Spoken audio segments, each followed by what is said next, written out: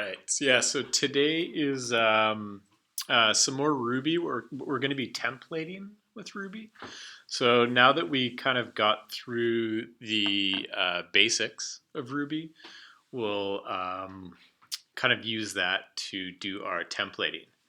And this is where loops and stuff come in. So the idea is that, especially if you're a little comfortable now with uh, getting data from like arrays and objects, like I kind of mentioned last class, imagine having an array of a bunch of hashes and then looping through those and then getting that data within there and throwing it into your HTML.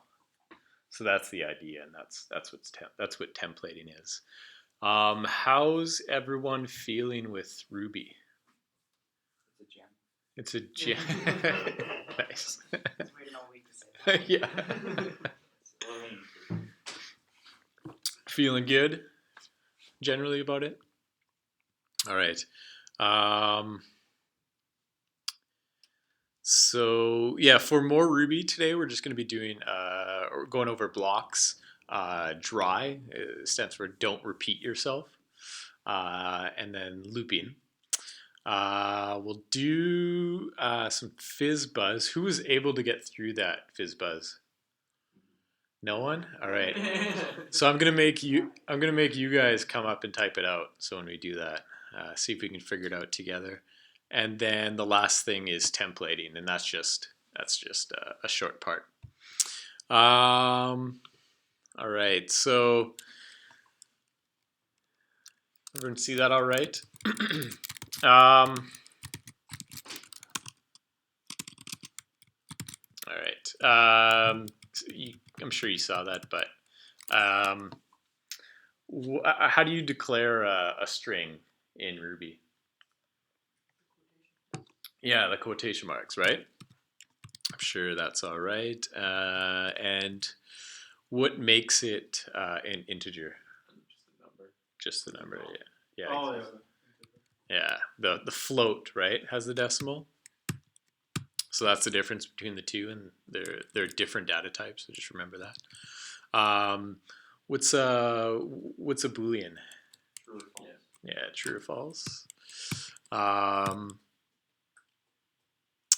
What's the structure of a hash? How do you define it? How do you make a hash in Ruby? So the curly brackets, right? Opening, closing. And then what's a hash made up of?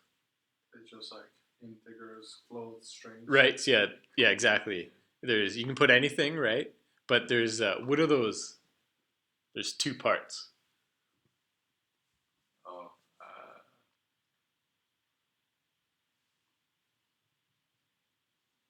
It's like the name of the variable and then the value. So yeah. So name of the variable, it's something else, but it's close, and then the value. Yeah, so it's something value pairs. It's not necessarily. It's not a variable, but it's called a key. Key value pairs. That's what the hash is about. Yeah, and then separated by colon. Or in Ruby, you can do the other syntax, right? Where it's like the symbol, the colon before, and then the arrow. And when you print a hash, that's what you see. So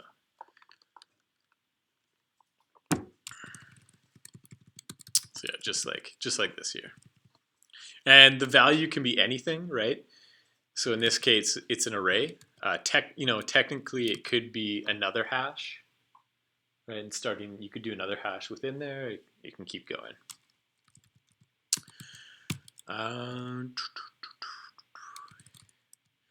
Yeah, for example, how would I get this value here? you have to call on the username.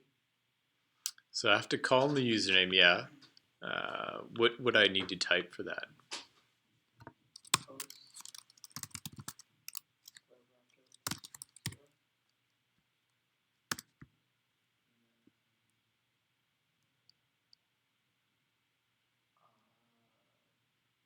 outside the square brackets.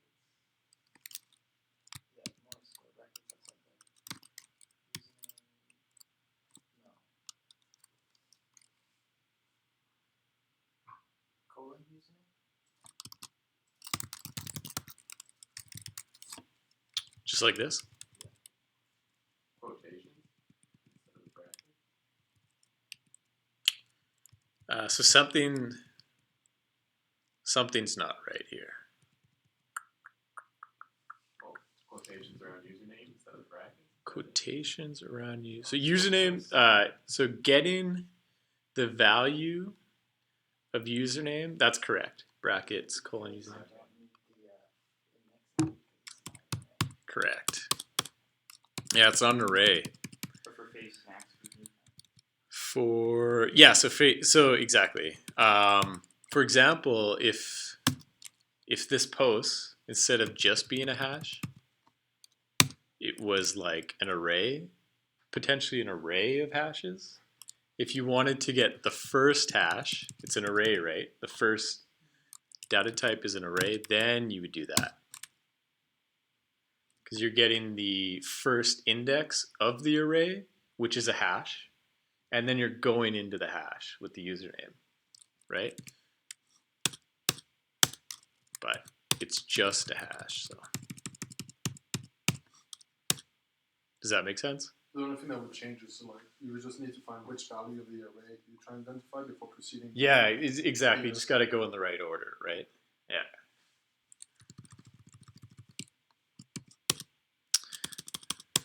All right.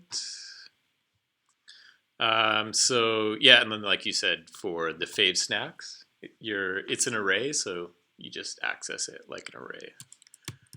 What value would this return post fave snacks 0? ice cream. Ice cream, yeah. And we can put arrays inside arrays. Mhm. And so, say if ice cream was an array, and then you had like vanilla or something, or different flavors, to call on that, will we put the square brackets inside the square brackets with 0? Oh, you actually do put that Outside. Outside. Yeah. Because, yeah, so think of like, so let's say the first index was in an array, and I don't know what makes sense in this case. Vanilla. I mean, chocolate. Sure. Say we had a couple things.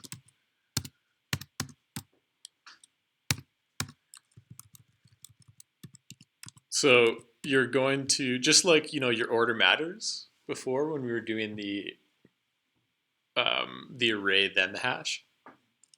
Same idea here, right? So we're doing fave snacks. And then we're doing the first array, the first index of that array, which is an array. So then just think of like having only that array. How do you get stuff from there, right? It's just continue the index. So like vanilla would be that, for example, yeah.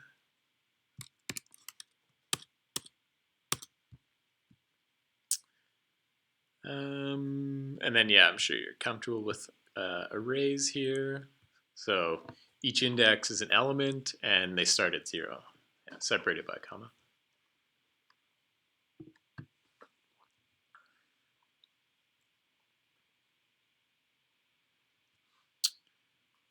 You guys are good with variables? Yeah, variables pretty easy. And then, yeah, your control flow. So looking at this, what would it output to the console? You can think in Alberta. Yeah, exactly. Because it's not, this would be false, right?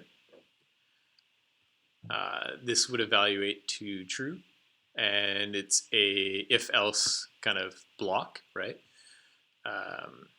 It's gonna output this one here. Say, for example, say it was like something like that.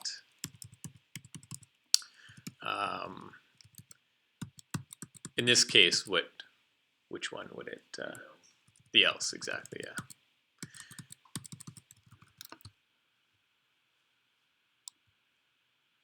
But also else if does it look the first else or if that's true, then it exit the loop. Yeah, it exits the block. Yeah. Okay, so if you have, let's say, two of the same value, you just look for the first one. It goes from top to bottom. And this is like the if block. So it'll go through that block, but remember we saw like ifs by themselves. It was like if something and then another if right under that. Those will both be executed because it's not one block. Those are separate blocks, separate if blocks. Is for else if that's just a typo, they're 2 words? This here? Yeah. No, this is how it's typed in Ruby. Yeah, so every language is different. Yeah, this is how Ruby does it. How would I declare a method? What would I type out?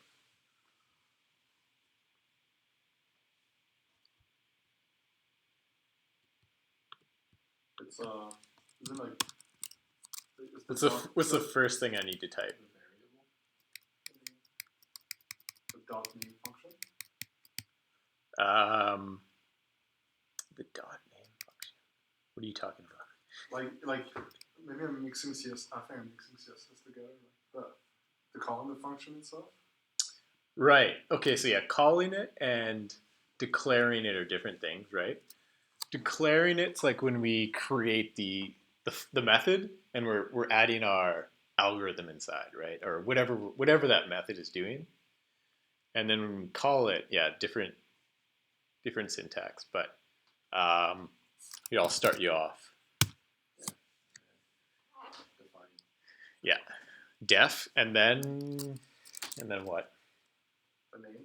The name, yeah. So function name. The name for variable. Yeah, not variables. They're called something else.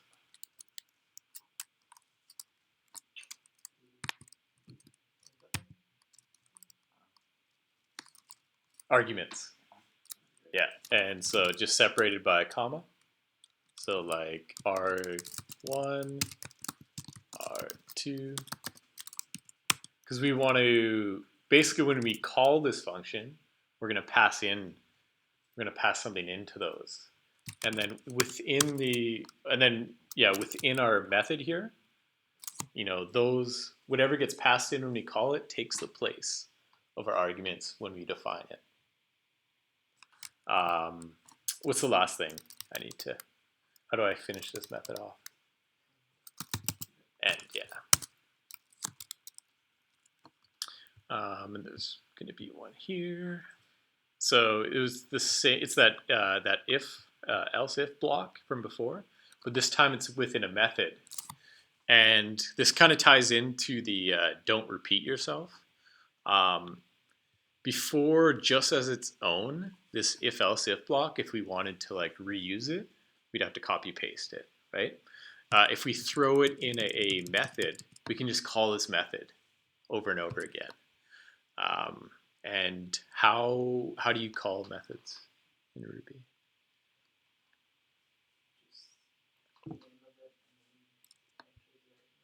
Yeah, just the name of it and then the parentheses. Yeah, and then if there's no arguments when you define it, just empty like that. But name and the parentheses. Yeah, and that's it. So does that for that review, does that refresh some stuff? Yeah, awesome.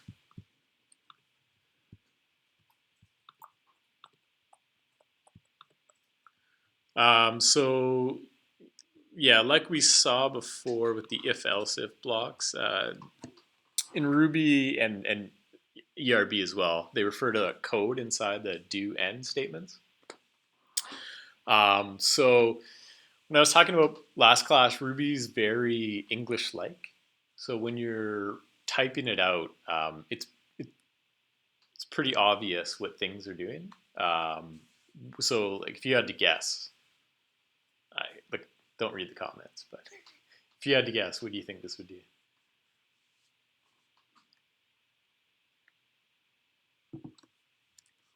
Do 5 times.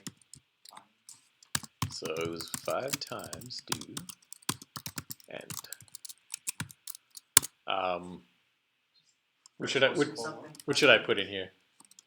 X plus equal 1 print x. What's that? X plus equal 1 print x.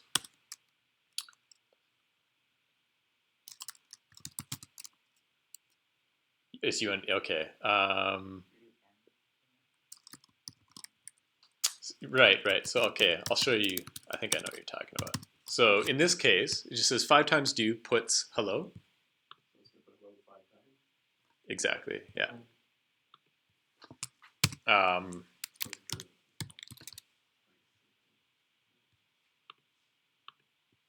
Okay. Yeah. And then so that's all it's doing. Is the dot between the number and whatever standard for multiplication? Or is that just with? Not multiplication. So this the 5 is what data type? Integer. And in Ruby, because it's a object-oriented language, there's within that class there's functions. There's a bunch of functions that you can use, and I'll send you guys some Ruby docs, and it goes through all the functions you can use on all the different data types. So strings have their own inherent functions built in, integers have their own inherent functions built in, all that stuff. So in this case, the dot times can be used on integers.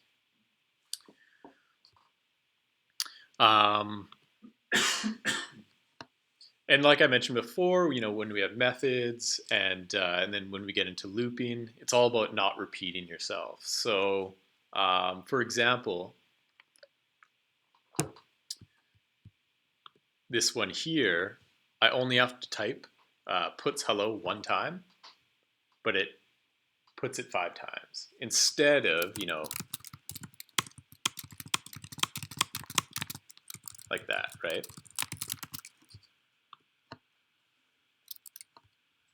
So that's the idea. And then with methods, like I mentioned before, remember with that if-else block,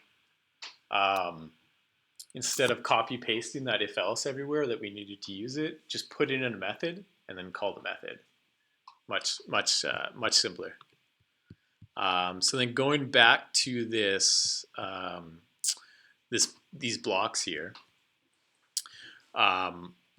In this case, we're using a range, so we can start from somewhere, end from somewhere, and then do a dot each.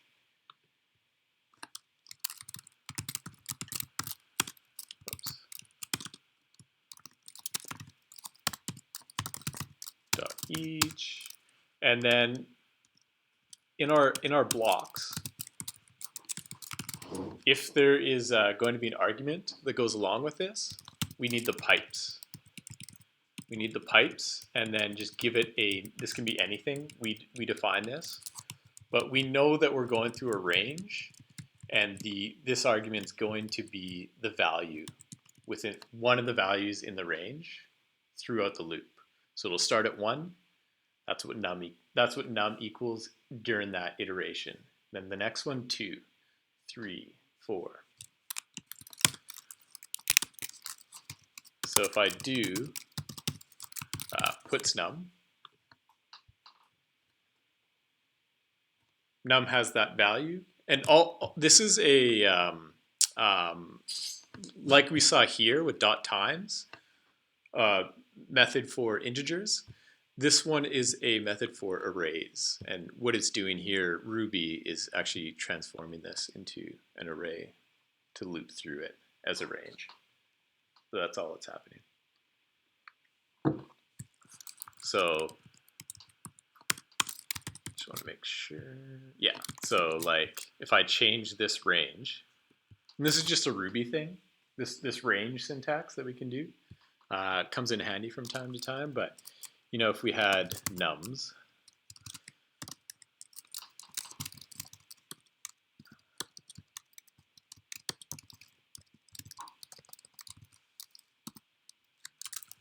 and then remove this range and just did nums.each. Yeah.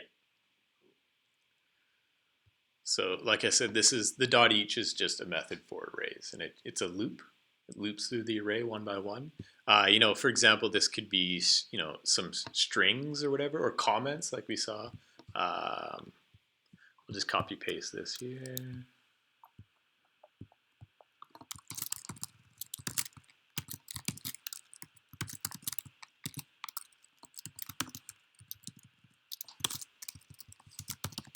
So now we're using that array comments. And to be a little more clear about what this is, it'll be a comment. This is one by one. And then we're just going to put that comment. We're going to output it. So yeah, same idea. Does that make sense? The idea is that you're going to you want to go one by one throughout like an array, for example. You want to loop through it, and instead of having to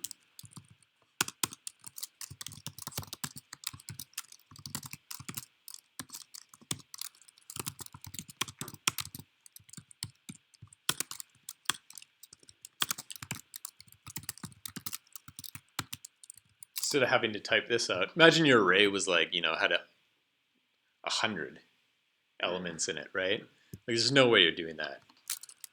So really simple. Just use this loop, right? Dot each on it, loops through it all.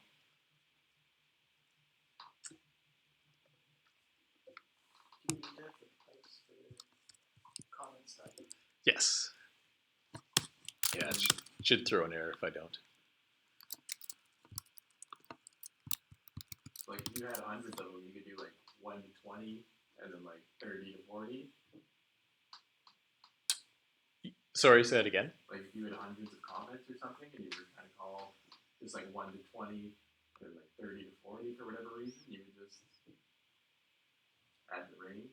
Exactly. Yeah, and then like, yeah. Like 1.20 and then 30.40. Yes. And, Yeah. So like.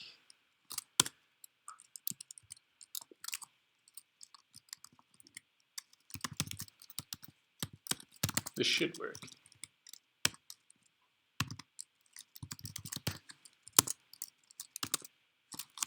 Because we don't have very much, I'm just going to do this. No. Yeah, that did not.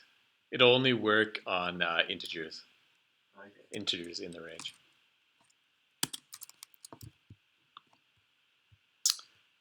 So now that we understand loops a little bit,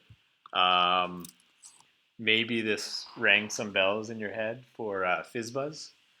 Like, I don't know how you guys did on that or how far you got into it, but let's see if we can get it here. Oh, wait, sorry, just for the last one, you know how you had comments in types? Can I declare multiple things? Well, not declare, but say you had nums before.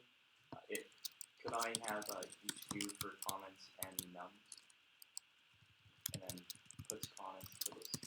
Yeah, you'd have to do a loop within a loop, though. Right.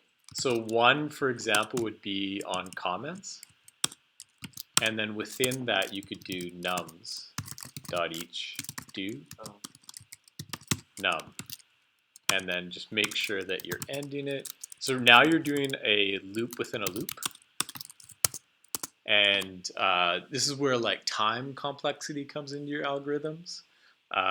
So you know, before it was only having to go through one array, but now it's exponential now, because it's basically what it's going to do it's going to loop through comments. It'll do the first index in comments, and then it'll go through all the nums array, and then it'll go the second index of comments, all the nums array, third index of comments, all the nums. So yeah, this is where you start to get into like if you had huge arrays, it could take a while, and then especially if you threw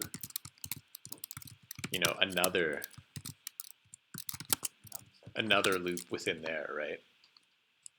So you could attempt to get some searching optimization for the function. Yeah. So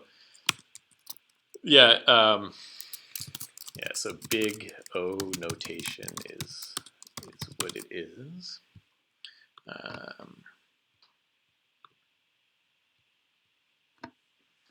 Yeah. So you got to be careful with this, because in that case we're doing n to the 2. If you had another one, n to the 3,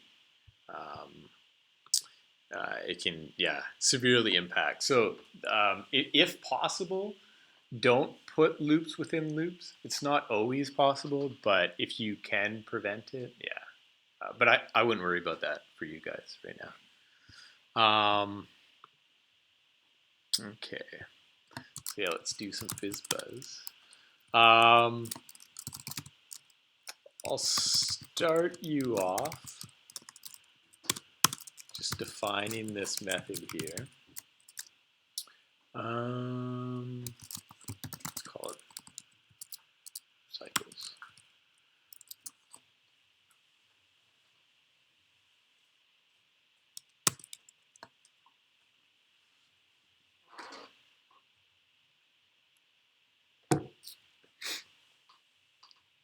So what do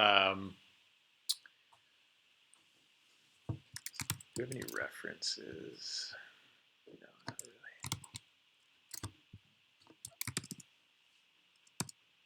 But yeah, what should I write next? So I'll give you a hint. It's the if else block. The idea was that, do you guys remember FizzBuzz? The idea is that if you're going to go through a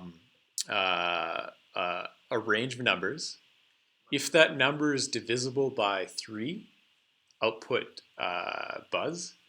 If it's fizz, output fizz. If it's divisible by 5, output buzz. If it's divisible by 3 and 5, output FizzBuzz. Else, the number.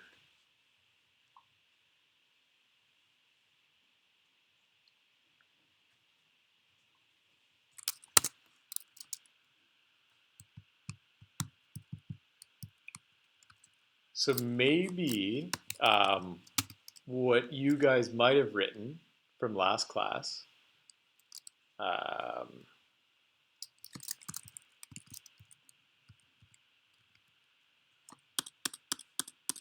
let's just say you made the last one, the last class's activity into a method. This might be something you would have done here.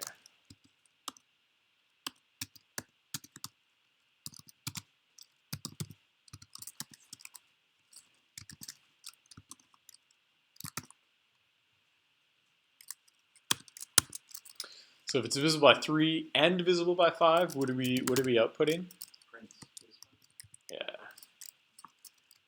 what's the difference between puts and print again? Puts will always start a new line. Print doesn't have the line break. Yeah.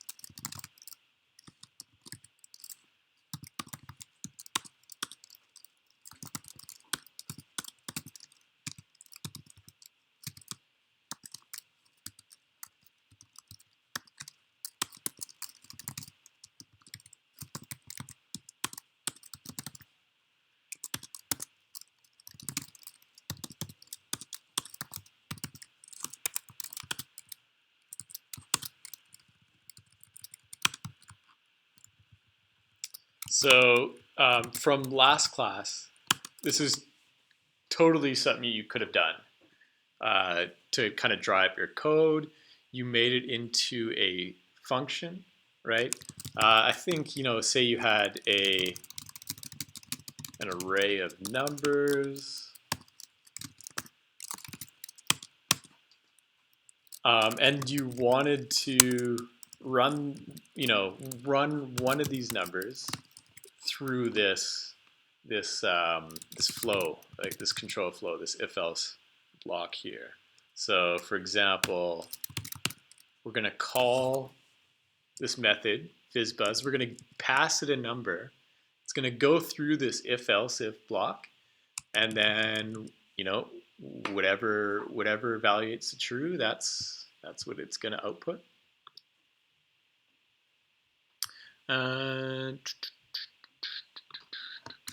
That might help. So we get 1, right? Which makes sense. Say we wanted, let's see what 3 happens, fizz.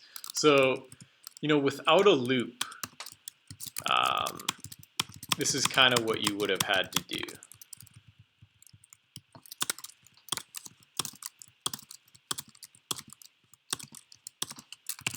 Right, we have the method nice and dry in that way. And we're just going to call this method a bunch of times with a different element from that array. And when we run that, 1, 2, fizz, 4, buzz, fizz. So it seems like it's working. I just want to give it one that's divisible by 3 and 5 and make sure that, yeah, it looks like it's good. So this is kind of what you would have had to do without knowing loops. But now we do 1 dot. Yeah, but now knowing loops, I'm going to ask you guys, what can I do? How can I change this to incorporate a loop within this method?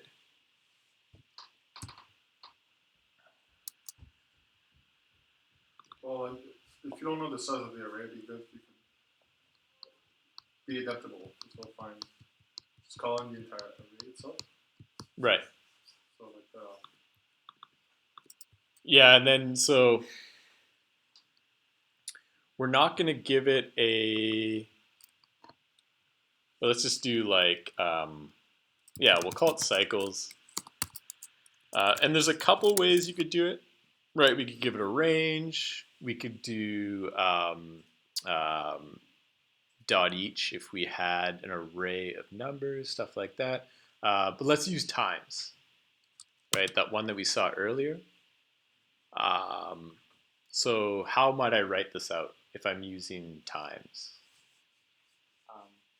Parentheses. Wait. So that was the range. So we're not going to do the range. We're just going to. Yeah, 100 dot times. Just do. Yeah, dot each is a different one, right? And do we need? Oh, nums. Or no. Do we need this? Well, that would be whatever number we're trying to Yeah, exactly. run through. Yeah. So we have. Gonna get rid of that for now. Comment out that. And this time. So we have this method here, fizzbuzz. We're saying 100 dot times do, giving it a number. Same thing's happening with the if else if. So when I call this,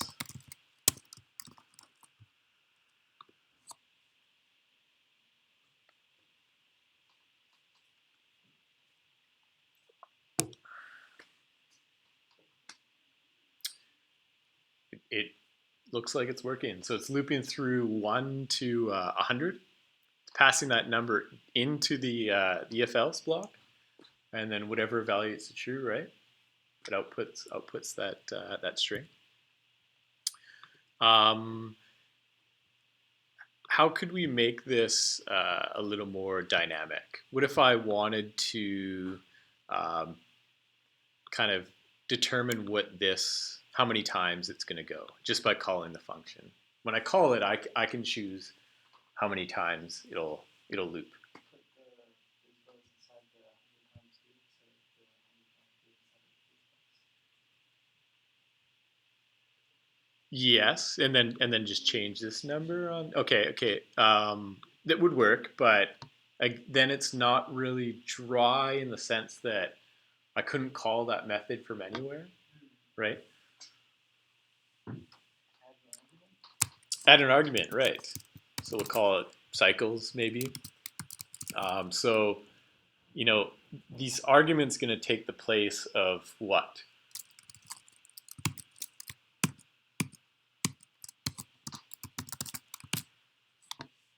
That number.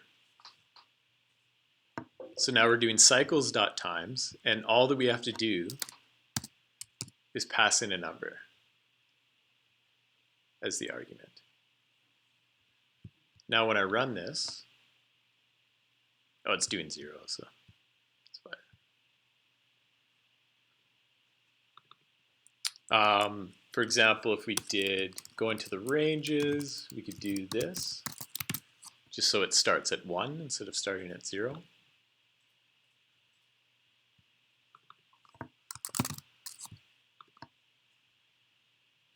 And change times to dot each, right?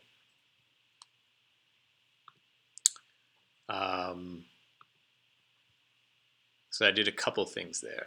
We had, the first thing I did was we still had the dot times. And I just changed basically we changed this number to be an argument that we could pass into that method. So now when we call it, we also give it a number and it does it that many times. It's not restricted to only 100 times, for example.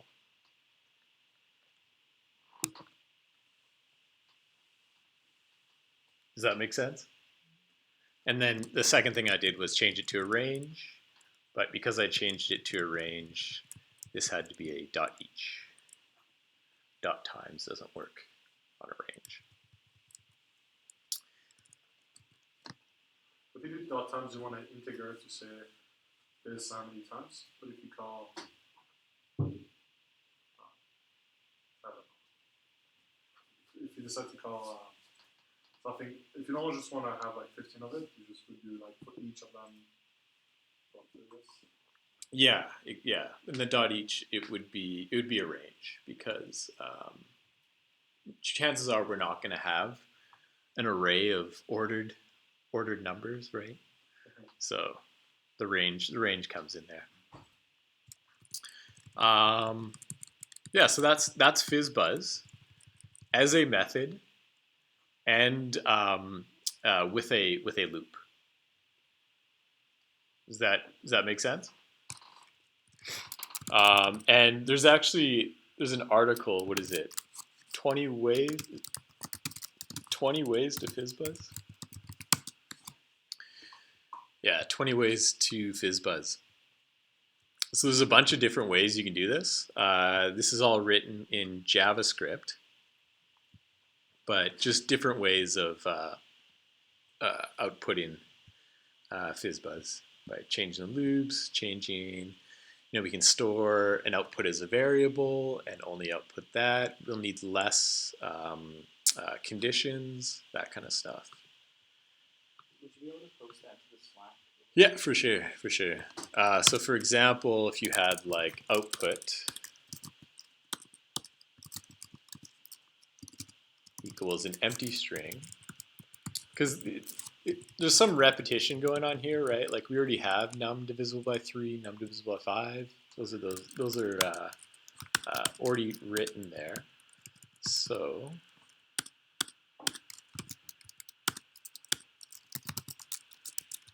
what if we went like this?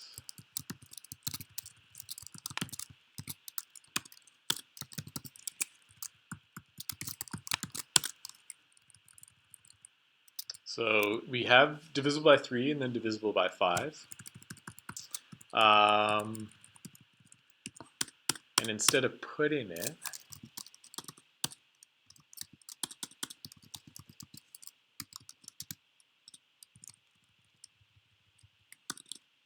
we're going to add it to that string. Basically add it to an empty string. And then at the end, make sure I'm in here, puts,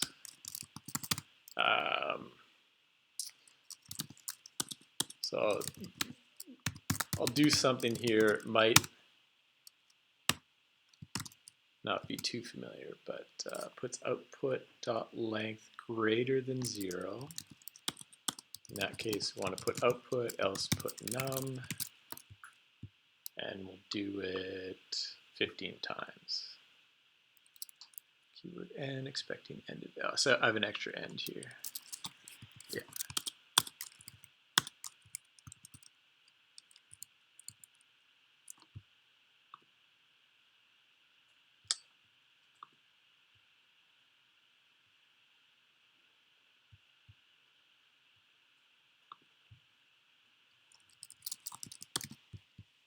That work? Yeah. Perfect. So this would be one way of drawing it up.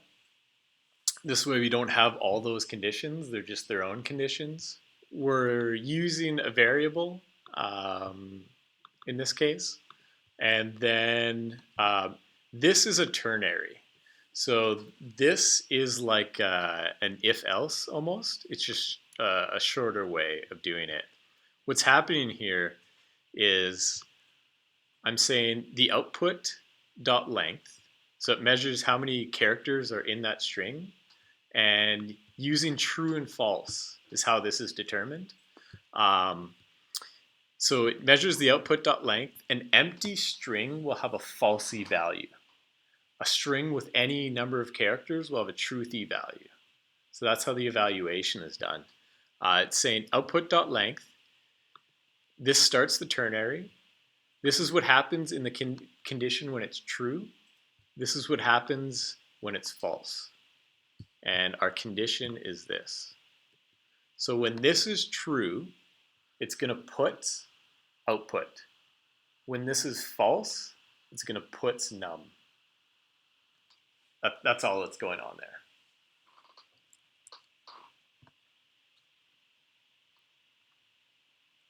But yeah, I don't want to confuse you guys too much. And then I'll put our original method up here in the notes for you guys. Yeah, so that's FizzBuzz. Now over to, this is a little, quick section here, embedded Ruby.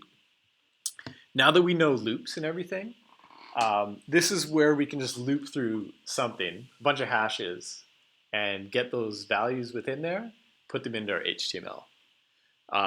And we're able to do this with .erb files. So they're used within the framework of Sinatra, and it allows you to mix your Ruby with HTML. You can mix it together. Because in a .html file, you wouldn't be able to put Ruby. But in a .erb file, stands for embedded Ruby, we can add Ruby into it, but also our HTML tags. So this is how we, cause you guys might be used to, with your HTML right now, you probably have each post as its own section, right?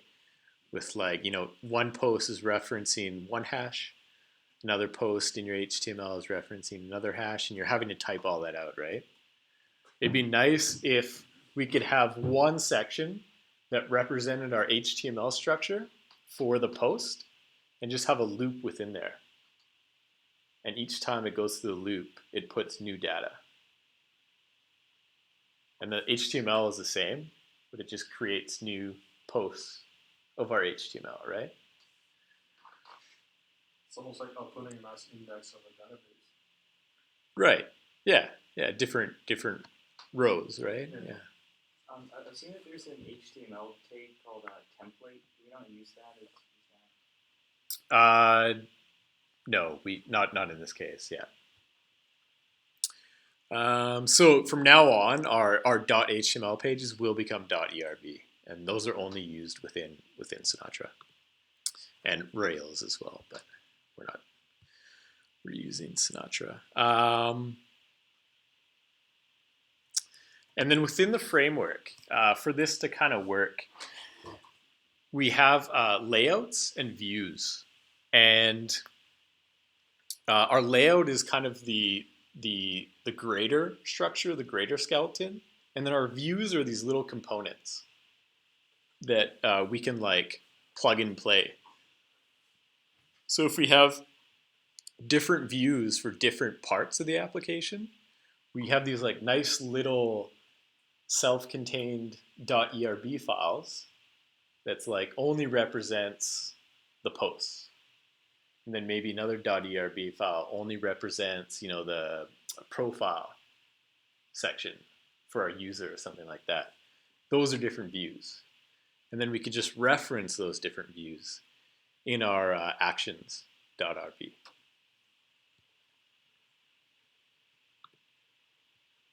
So as an example,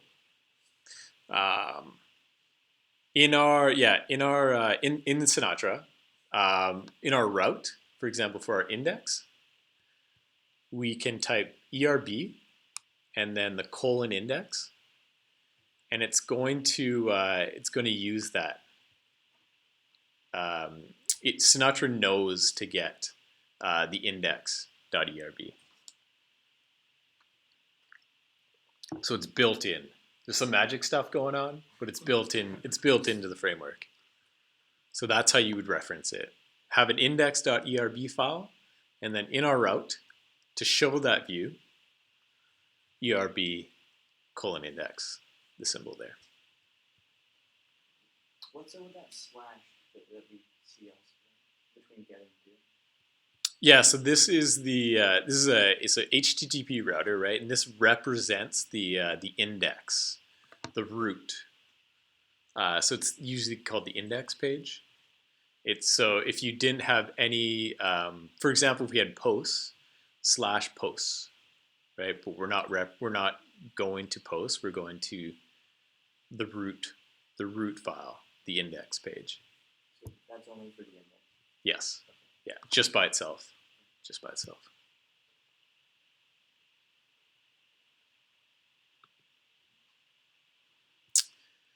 And then so we have this in our, for example, we have this in our actions.rb for the route.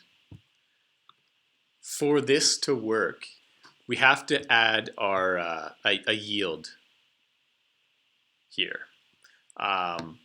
So what's happening is that it'll get Sinatra will get this layout, the greater structure, and then what's going to happen is it's going to yield a view. So it'll hit this yield. It'll look for what route has that that view, and it'll throw the view into there. So now we have like an index.erb. It's going to get the index.erb. It has all of our HTML. We have some Ruby there. We have some loops going on. It builds that HTML, throws it into the yield. So this basically becomes all that content in there, and then that's what gets sent to the client, the browser.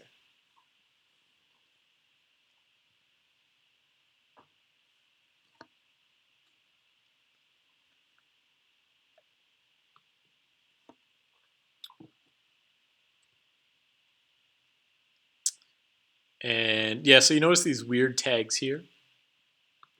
This is how we add Ruby to our HTML.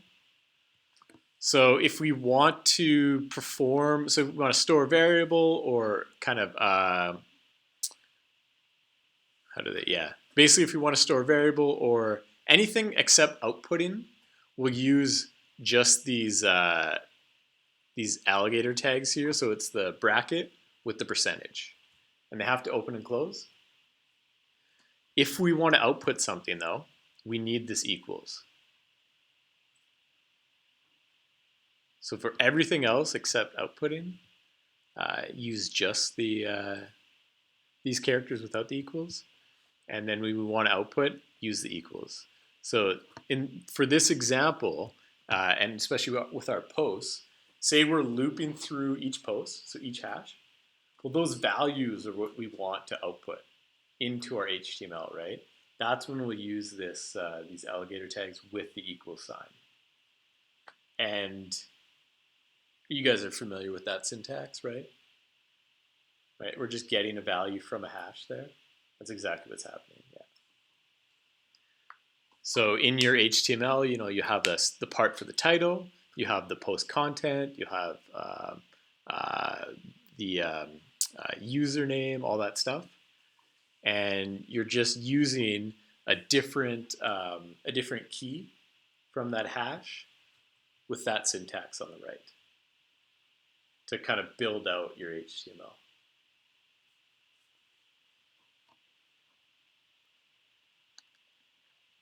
The one on the left, what do you think it would do? Like, what would you see in your HTML?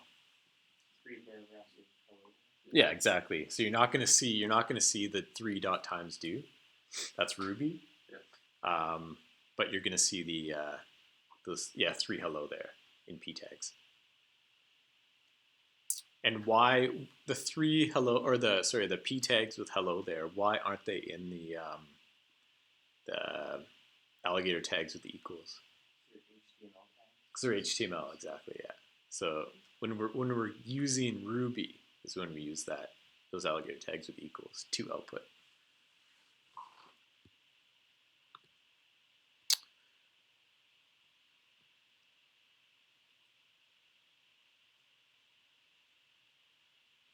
Yeah. Okay. So when we need to pass variables to our view, it has to be an instance variable, and the only difference is the et symbol before it. And this makes it available basically in Sinatra, and because it's Ruby's object-oriented programming, it makes it available in that class, in that view. So,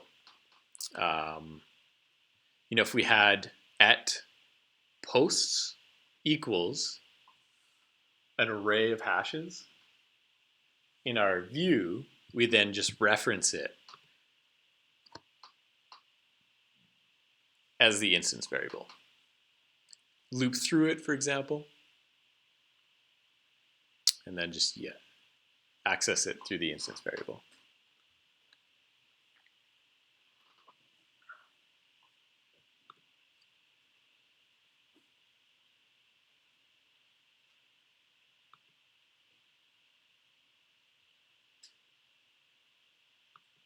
And then next class is intro to databases and active record.